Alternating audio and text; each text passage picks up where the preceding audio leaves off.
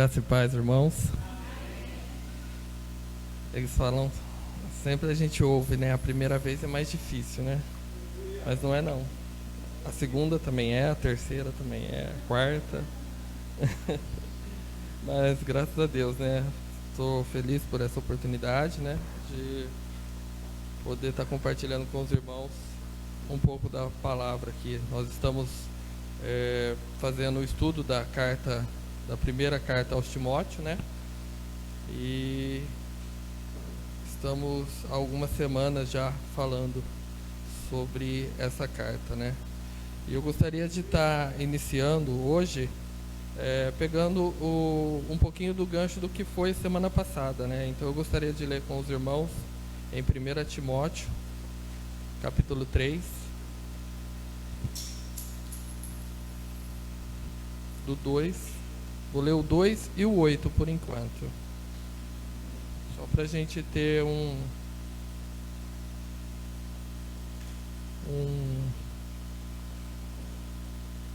início do que foi semana passada, né?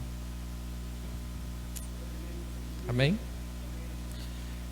É necessário, pois, que o bispo seja irrepreensível, marido de uma só mulher, moderado, sensato, respeitável, hospitaleiro e apto para ensinar.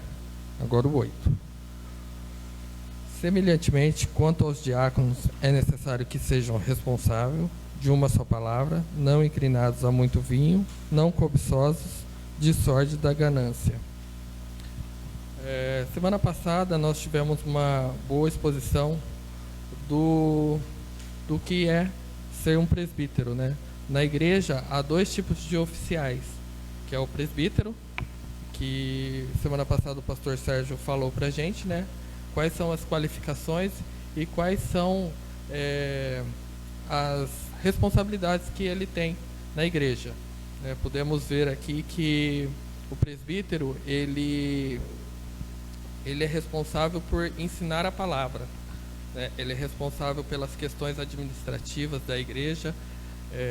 Todas as decisões mais importantes são os presbíteros que tomam na igreja, né? E a gente viu também aqui no versículo 2 algumas qualificações, né, que é necessário para que um presbítero seja nomeado na igreja, né? Ele tem que ser irrepreensível, marido de uma só mulher, moderado, sensato, respeitável, hospitaleiro e apto a ensinar. Então essas foram as qualificações que nós ouvimos na semana passada. Eu não vou me estender muito nas qualificações, mas é só para entender, né? E hoje eu estarei falando sobre o diácono, que é o segundo oficial da igreja. Ele, assim como o presbítero, ele também tem que, para ele exercer o diaconato, ele também tem que ter algumas qualificações, ele também tem algumas responsabilidades na igreja, né? Então eu gostaria de falar o que é o diácono, né? A palavra diácono, ela significa servir. E o diácono, ele foi instituído justamente para auxiliar os presbíteros. Ele foi instituído para que algumas responsabilidades fossem tiradas do presbítero, para que o presbítero pudesse se dedicar mais ao ensino da palavra, a orar. E então foi necessário que o diácono fosse instituído, né? E a gente vê aqui em Atos 6, do 1 ao 6, que foi a instituição dos 7 primeiros diáconos. Eu gostaria de ler com os irmãos.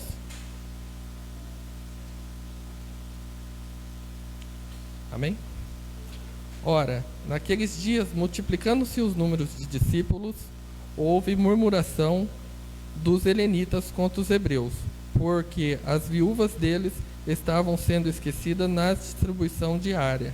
Então os Os 12 convocaram a comunidade dos discípulos e disseram: não é razoável que nós abandonemos a palavra de Deus para servir às mesas. Mas, irmãos, escolhei dentre vós 7 homens de boa reputação, cheios do Espírito Santo e de sabedoria, aos quais encarregaremos desse serviço. E quanto a nós, nos consagraremos à oração e ao ministério da palavra. O parecer agradou a todos na comunidade, e elegeram Estevão, homem cheio de fé e do Espírito Santo, Filipe, Prócoro, Nicanor, Timão, Pármeras e Nicolau, prosélito de Antioquia. Apresentaram-nos perante os apóstolos, e estes, orando, lhe impuseram as mãos. O que acontecia aqui nesse ponto é que, conforme a palavra ia sendo pregada, mais pessoas iam crendo e mais pessoas iam chegando, né? E chegou um ponto que os 12 apóstolos, aqui no caso, eu vejo aqui que eles estavam numa reunião, estavam ouvindo a palavra, e olha que interessante, eles estavam comendo, né? Porque a palavra diz que não é razoável que nos abandonemos a palavra para servir às mesas. Então eu vejo que eles estavam ali se alimentando, né? E houve um murmúrio ali por parte dos helenitas, né? Os helenitas eram um povo judeu, cristão, mas eles tinham uma cultura grega e não eram hebreus, né? Eles eram gregos, né? E aí houve essa murmuração por parte deles, né? Que as viúvas deles estavam sendo esquecidas. Eu acredito que ali na hora da distribuição elas estavam ficando por último, e eles acharam que eles estavam sendo injustiçados, né? Então ali eles começaram aquela murmuração, e os apóstolos ali, os 12, eles sugeriram, né? Então vamos fazer o seguinte: a gente não tem como a gente parar aqui e servir. Então, entre vocês elejam aí 7 pessoas, né? Que sejam cheias do Espírito Santo, que sejam homens de fé, né? E para que eles possam fazer essa distribuição, para que eles possam nos auxiliar aqui. Então era essa a intenção ali no momento de introduzir esses diáconos, né, no meio deles, né. Aí, da mesma forma que para ser presbítero precisava daquelas qualificações, né, eu citei algumas aqui no início, mas eu gostaria de ler o contexto todo aqui de 1 Timóteo, capítulo 3, dos versos 8 ao 16. E aí eu vou estar discorrendo a mensagem, verso a verso. Amém? Semelhantemente, quanto ao diácono, é necessário que sejam respeitáveis, de uma só palavra, não inclinados a muito vinho, não cobiçosos de sórdida ganância, conservando o mistério da fé com a consciência limpa. Também sejam estes primeiramente experimentados, e se mostrarem irrepreensíveis, exerçam o diaconato. Da mesma sorte, quanto às mulheres, é necessário que sejam elas responsáveis, não maldizentes, temperantes e fiéis em tudo.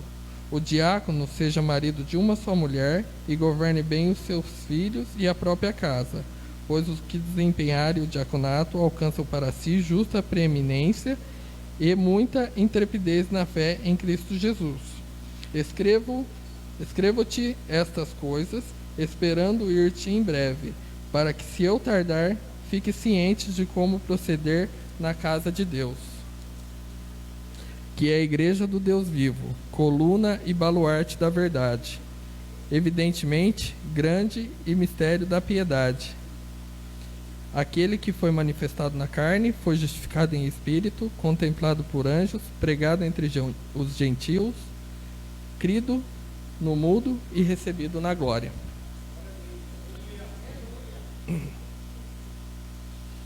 Então, irmãos, a gente vê aqui que para ser um diácono na igreja, você precisa ter algumas qualificações, né?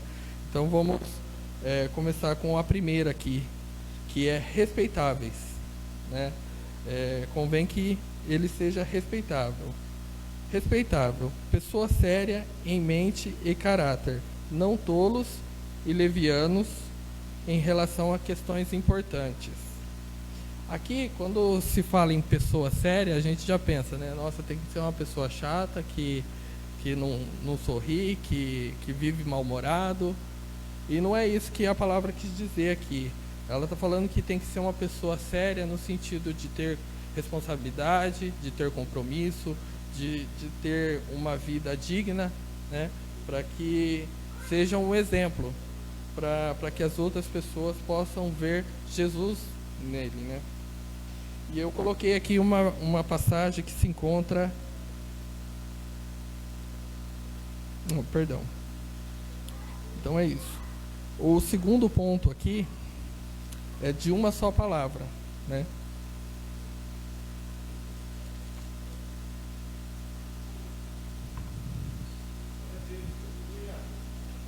De uma só palavra. Os diáconos não devem dizer uma coisa para alguma pessoa e algo diferente para outra. Sua fala não pode ser hipócrita, mas honesta e coerente. Não tem como confiar numa pessoa que fala uma coisa para o pastor Daniel e fala outra coisa para a Hélida, no mesmo assunto, fala coisas diferentes, né? Você vê que ela não tem firmeza no que ela está falando, né? E eu separei um versículo aqui que se encontra em Mateus 5:37.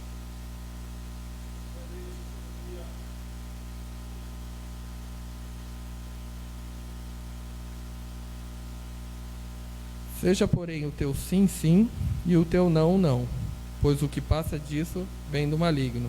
Então, o diácono ele tem que ter uma palavra, uma única palavra. É sim, sim ou não, não. Para que ele seja uma pessoa confiável, né? Terceiro ponto aqui. Não inclinados a muito vinho.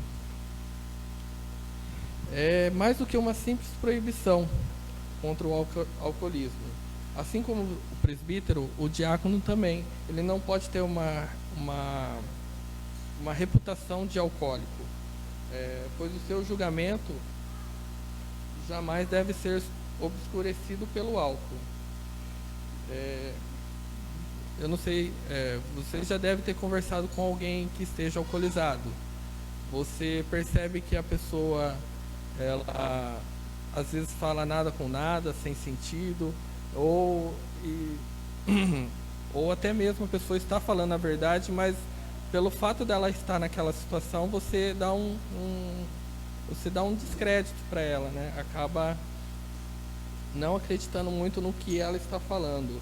Então não é bom que o diácono seja uma pessoa que seja aproximado, né, das bebidas fortes, né? E eu gostaria de ler aqui em Provérbios 31, 4 e 5. Eu estou correndo um pouquinho porque o tempo é curto. Não é próprio dos reis, ó Lemuel, não é próprio dos reis beber vinho, nem dos príncipes desejar bebida forte. Quando eles bebem, se esquecem da lei e pervertem o direito de todos os aflitos. A palavra aqui está dizendo que quando a pessoa ela bebe algo forte, ela perde a sua linha de raciocínio, ela se esquece da lei, né? E ela perverte os direitos dos aflitos, né?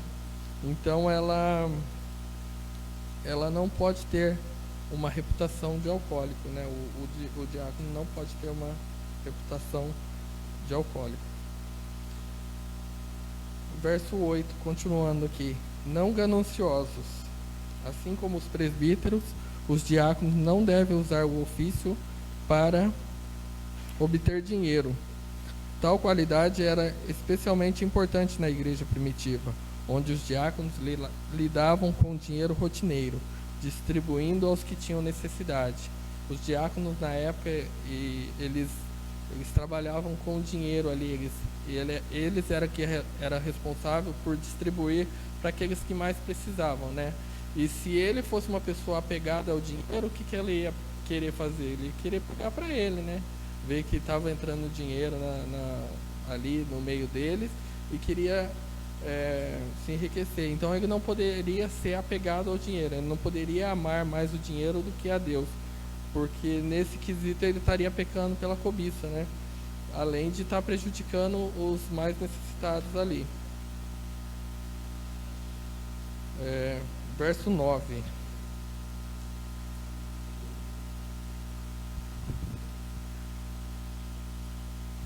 Conservando o mistério da fé, com a consciência limpa. Quando se fala em mistério, na Bíblia, Paulo, ele cita bastante vezes a palavra mistérios, né? A verdades ocultas, né? Aqui ele estava se referindo a tudo aquilo que estava oculto aos olhos da humanidade e foi revelado através da vida de Jesus Cristo. Desde a criação do mundo, haviam várias promessas da vinda de Jesus Cristo, de várias coisas que iam acontecer, só que até então não estava oculto, Jesus ainda não tinha vindo. Então, com a vinda de Jesus, isso tudo foi revelado, né? E eu separei um versículo aqui, 3 versículos na verdade, que é 1 Coríntios 2:7. Pelo contrário, transmitimos a sabedoria de Deus em mistério, a sabedoria que estava oculta e que Deus predeterminou desde a eternidade para a nossa glória. É o que eu disse, né? Estava tudo oculto desde a eternidade e através de Jesus Cristo foi revelado a nós. Romanos 16:25.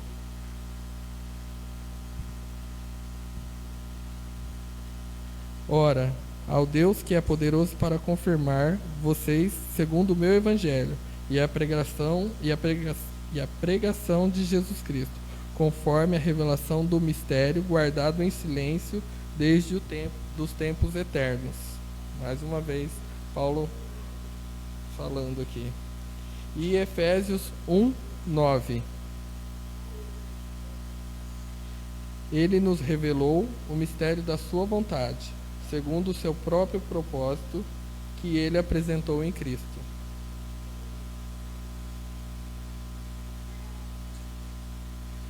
São todas as promessas que estavam na Bíblia, no Antigo Testamento, e que através da vida de Cristo foram esclarecidas para nós, né? Essas verdades ocultas, eu gostaria de detalhar um pouquinho, mas eu vou procurar ser um pouquinho breve. Essas verdades ocultas incluem a encarnação de Cristo. No verso 16 fala, aquele que foi manifestado na carne, né? Foi a primeira promessa, que está em Gênesis 3:15, que haveria um filho de uma mulher que nasceria e pisaria na cabeça da serpente. O segundo, a habitação de Cristo nos cristãos, o mistério que esteve escondido durante séculos e gerações, mas agora foi manifestado nos santos. Colossenses 1:26 ao 27.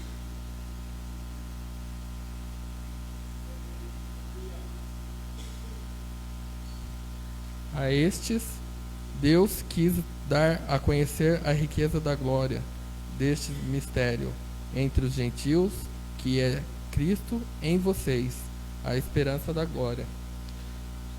Jesus nos enviou o Espírito Santo e ele habita em nós. Através do Espírito Santo, ele escreveu a sua lei em nossos corações. E é o que nos faz procurar cada dia mais ser melhor e parecidos, né? Como a Andréia disse, né? Sedes meus imitadores, como eu sou de Cristo, né?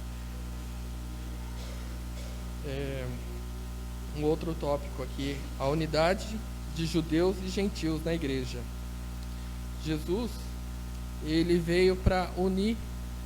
A promessa era só para os judeus, né? E com a vinda de Jesus, ele estendeu essa promessa para todos nós, que somos gentios, né, no caso. Nós somos de outras nações, né? Gentios, no caso, quer dizer outras nações, né? Então, além dos judeus, tem os gentios. Efésios 3, 4 e 6.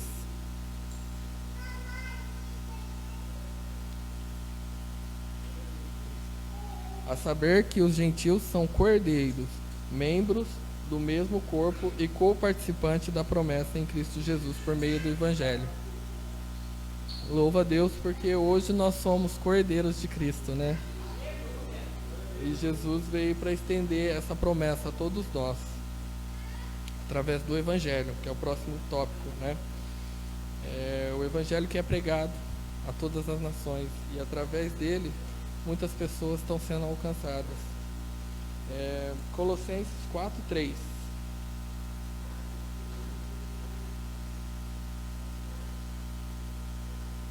Suplicai ao mesmo tempo também por nós, para que Deus nos abra as portas à palavra, a fim de falarmos do mistério de Cristo, pelo qual também estou algemado. Paulo aqui ele estava dizendo, né, suplicai ao mesmo tempo, para que Deus abra as portas à palavra, para que Ele nos ensine, para que nós possamos levar o Evangelho às outras pessoas também, para falarmos dos mistérios de Cristo, a qual eu estou algemado. A iniquidade.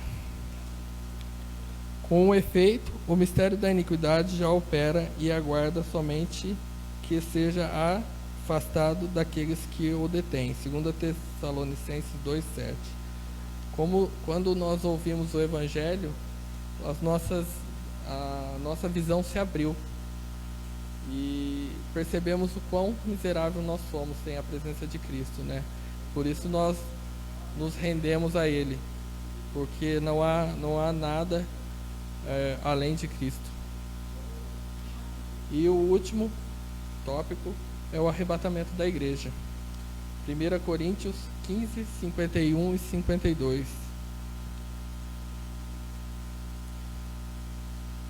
Eis que vos digo um mistério: nem todos dormiremos, mas transformados seremos, todos, num momento, num abrir e fechar de olhos, ao ressoar da última trombeta. A trombeta soará, os mortos ressuscitarão incorruptíveis, e nós seremos transformados. É a promessa de que um dia Jesus irá voltar para nos buscar. E aqui está falando que muitos de nós não dormiremos. Dormiremos aqui no caso morreremos, né? Muitos de nós não morreremos, mas seremos transformados. No momento que Jesus vier às nuvens e nos chamar, nosso corpo será transformado em um corpo de glória, para que nós possamos ir morar com Ele no céu. Então esses foram os tópicos das verdades ocultas, né, que Paulo cita aqui no Mistérios da Fé, né? Voltando aqui para o verso 10. Também sejam estes experimentados e, se mostrarem irrepreensíveis, exerçam o diaconato. Aqui fala que naquele momento eles eram avaliados, né? Eles eram passados por uma avaliação para que eles pudessem exercer o diaconato, né? E essa avaliação ela não termina no momento que eles são eleitos. Eles são eleitos por votos em assembleia, mas essa avaliação não termina. Eles continuam sendo avaliados a conduta, o caráter, o proceder na casa, né? o exercer a tarefa de diaconato, né? Então eles continuam sempre avaliados. Então seria esse aqui: sejam primeiramente experimentados, né? Seguindo aqui, verso 11. Da mesma sorte, quanto às mulheres, é necessário que elas sejam respeitáveis, não maldizentes, temperantes e fiéis em tudo. Mulheres, aqui tem duas possibilidades, né, que estaria assim, poderia ser, né? A tradução pode ser esposa ou mulheres mesmo. No caso aqui, como nos versículos anteriores, Paulo não faz nenhuma menção sobre as mulheres dos presbíteros, eu acredito que aqui também ele não está fazendo menção das mulheres dos diáconos, e sim das mulheres que prestavam serviços na igreja, que eram as diaconisas. E nesse caso, elas também teriam que ter uma conduta igual à do diácono. Ela teria que ser respeitável, ela teria que ser não maldizentes, temperantes, né? E para que elas pudessem também ali exercer aquela função, né? E fiéis em tudo, né? Elas teriam que, assim como os diáconos, elas teriam que ser dignas de confiança. Verso 12. O diácono seja marido de uma só mulher e governe bem seus filhos e a própria casa, pois... Só até aqui. Em grego, significa literalmente um homem de uma única mulher. Um homem de uma única mulher é alguém totalmente dedicado à esposa. E mantendo uma devoção e afeição e pureza sexual notável, tanto no pensamento quanto nos atos. Violar isso é perder a inculpabilidade e deixar de estar na condição de uma pessoa irrepreensível. Aqui Paulo está sendo bem específico, ele está dizendo que o diácono tem que ser homem, marido de uma só mulher. Não tem bigamia aqui, não tem nada disso. Ele tem que ser dedicado à sua esposa. Eu vou correr um pouquinho aqui. Continuando no verso 12, né? Governe bem os seus filhos. O diácono ele tem que exercer uma boa direção na sua casa, né? Para que ele possa exercer o diaconato. Porque se ele não cuida bem dos seus familiares, da sua esposa, dos seus filhos, ele também não vai cuidar bem das coisas da igreja, né? Então ele tem que ser uma pessoa que cuida bem, né, da sua casa. Pois, o verso 13: pois os que desempenharem bem o diaconato alcançarão para si justa preeminência e muita intrepidez na fé em Jesus Cristo. Aqui está dizendo que aqueles que exercerem bem o diaconato, né, eles vão alcançar a preeminência, que é a perfeição de Cristo, né, a perfeição de Deus. Eles vão alcançar destaque, eles vão alcançar, receberão o galardão, né, que Deus nos prometeu. Verso 14. Escrevo estas coisas esperando ir ver-te em breve, para que, se eu tardar, fique ciente de como proceder na casa de Deus, que é a igreja do Deus vivo,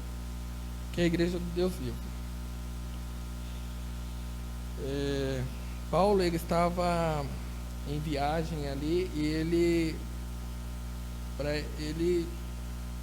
para ele se comunicar com Timóteo, ele sabia que havia uma necessidade dele passar algumas orientações a Timóteo. Então ele sabia que ele não ia chegar a tempo, então ele enviou essa carta para que ele soubesse como proceder ali na igreja ali, questão. E na casa de Deus, a casa de Deus somos nós, né? Deus é o nosso Pai, então nós somos uma família. A casa de Deus significa um lar, uma família. Nós somos membros dessa família. Então aqui Paulo não está falando da igreja em si, do prédio em si, e sim da nossa comunidade, da nossa união, que é a igreja do Deus vivo. A igreja é propriedade de Deus, como eu disse, né? Nós somos dele. E eu gostaria de ler aqui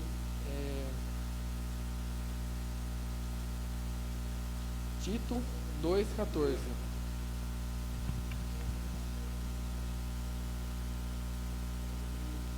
Jesus nos comprou com o seu sangue derramado na cruz. Ele deu a si mesmo por nós, a fim de nos remir de toda a iniquidade e purificar para si mesmo um povo exclusivamente seu, dedicados a práticas de boa obra. Aqui fala, né, irmãos, que um povo para si, exclusivamente seu, né? Nós somos exclusivo povo de Deus. Glórias a Deus, né? E sobre a expressão Deus vivo, tem um Salmo 42, 2. A minha alma tem sede de Deus, do Deus vivo. Quando irei me apresentar diante da face de Deus? É uma pergunta que nós devemos fazer todo dia, né? Quando irei me apresentar diante da face de Deus? Continuando aqui, né? Coluna e fundamento da verdade. Paulo chama a igreja de coluna e fundamento da verdade. Mais uma vez, Paulo não está dizendo o que nós devemos ser, mas sim o que a igreja já é. Em algumas versões, aqui com a minha também, eu acho que tá isso, está escrito baluarte. Baluarte, eu pesquisei, significa fortaleza, construção alta, cercada por muralhas, algo que serve de defesa, que sustenta alguma coisa. A palavra coluna e fundamento, ela representa algo forte, algo sólido, algo firme. E eu gosto de assistir filmes medievais, e lá sempre aparece aquelas fortalezas, né? Aqueles reinos distantes, cercadas de vários muros, né? E eu vejo que assim como aqueles reinos têm os seus soldados e ele os defende a todo custo, né? Assim também somos nós, coluna e baluarte da verdade. Nós temos que proteger a verdade, nós temos que ser fundamentados na verdade, porque Paulo queria dizer aqui, se a gente não for fundamentado na verdade, se a gente não falar a verdade, pregar a palavra verdadeiramente, o evangelho de Cristo verdadeiro, a gente deixa de ser igreja. E infelizmente hoje isso tem acontecido muito, né? As pessoas estão preocupadas mais em alcançar números do que de alcançar almas. E infelizmente eles estão pregando doutrinas vãs, né, que não ganham almas para Cristo, né? Seguindo aqui o verso 16, finalizando, que já está dando tempo. Cadê o tempo perdido? Evidentemente, grande é o mistério da piedade. Aquele que foi manifestado na carne, foi justificado em espírito, contemplado por anjos, pregado entre os gentios, crido no mundo e recebido na glória. Como eu tinha dito, né? Mistério é o termo que Paulo usava para falar das coisas que estavam ocultas, que foram reveladas através de Cristo. Piedade, aqui refere-se às verdades da salvação e da justiça de Cristo. Se refere à obra salvífica que Jesus fez na cruz, né? Deus enviando o seu Filho para que nós pudéssemos ser remidos através do sangue dele. Continuando no verso 16, aquele que foi manifestado na carne. Mais uma referência falando da vinda de Cristo, que se fez Deus invisível à humanidade, né? Que se manifestou o Deus invisível à humanidade. Gostaria de ler em João 1,14. E o Verbo se fez carne e habitou entre nós, cheio de graça e de verdade, e vimos a sua glória, glória como do unigênito do Pai. Seguindo aqui, justificado em espírito. Justificado ou justo, né? Perceba na Bíblia de vocês que a palavra espírito está escrita em letra minúscula. Se vocês verem, Timóteo 3,16, né? Isso significa que estava sendo se referindo a Jesus como homem, né? Como Jesus, ele, como homem, ele não teve pecado. O seu espírito permaneceu impecável, né? Não teve pecados. 2 Coríntios 5, 21. Aquele que não conheceu o pecado, Deus o fez pecado por nós, para que nele fôssemos feitos justiça de Deus. Mesmo sem pecado, Jesus se fez pecado por nós, para que nós pudéssemos ter vida através dele. Nós estávamos mortos, mas através dele nós estamos vivos hoje. Glória a Deus. Contemplados por anjos. Nesse verso, irmãos, está se falando sobre anjos, tanto os anjos caídos quanto os eleitos. Os anjos caídos, eles devem obediência a Jesus. Eles reconhecem a soberania de Cristo e sabem que Ele é o Deus Filho. Então, eles, por mais que eles tenham, né, se rebelado, tenham sido expulsos, né, eles devem obediência a Cristo. Eles têm que render glórias a Cristo, assim como os eleitos também que o adoram, né? Pregado entre os gentios. Como eu disse, gentios é outras nações, né? O evangelho será pregado em todas as nações. E Paulo havia sido chamado para levar o evangelho aos gentios. Mateus 24, 14. E será pregado este evangelho do reino por todo o mundo, para testemunho de todas as nações, Então virá o fim. Romanos 1:5. Por meio dele e por causa do seu nome, recebemos a graça e apostolado para chamar dentre todas as nações um povo para a obediência que vem pela fé. Paulo aqui estava dizendo que ele foi chamado para levar o evangelho a todas as nações. Verso 16, continuando: crido no mundo.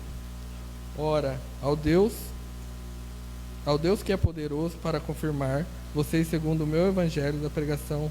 Isso está em Romanos 16, 25 e 27, tá?